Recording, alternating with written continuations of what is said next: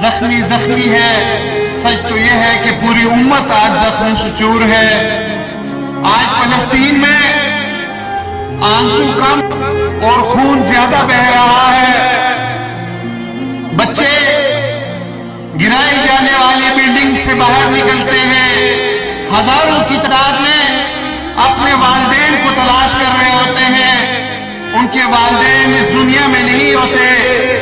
ہزاروں کی تعداد میں والدین بلڈنگ سے باہر نکلتے ہیں، اپنے لختے جگروں کو تلاش کرتے ہیں، لیکن لختے جگر اس دنیا میں نہیں ہوتے۔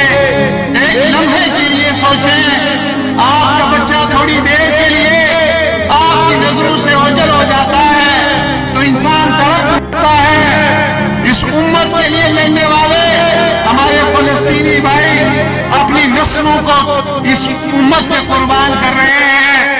ایسا کیوں ہے؟ آج یہ امت بے بس کیوں ہے؟ کیا اس امت کے پاس مالی وسائل کی کمی ہے؟ کیا اس امت کے پاس انسان کم ہے؟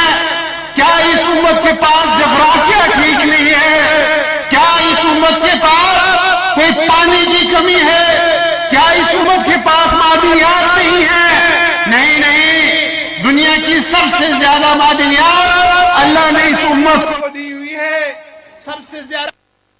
اور آج ہمارے مسلمان ممالک کے پاس ہیں، اس امت کے پاس ایٹم بم ہے، اس امت کے پاس وہ میزائل ٹیکنالوجی ہے جو دنیا کے کسی بھی کونے تک پہنچ سکتی ہے۔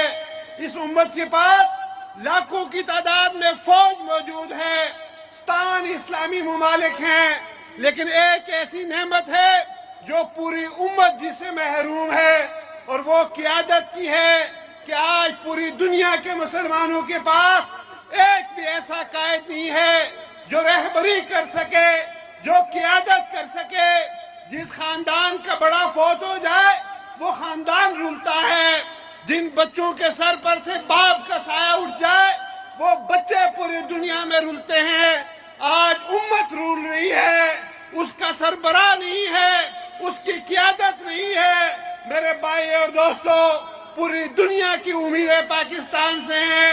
میں اس والد کی آنکھوں میں آنسو والی ویڈیو دیکھ رہا تھا، وہ بزرگ کہہ رہا تھا، ایک ایک پاکستانی کو جھنجھوڑ رہا تھا کہ 1998 کے اندر جب تم نے ایٹمی دھماکے کیے تھے تو میں نے اپنے پورے بازار میں مٹھائی تقسیم کی تھی،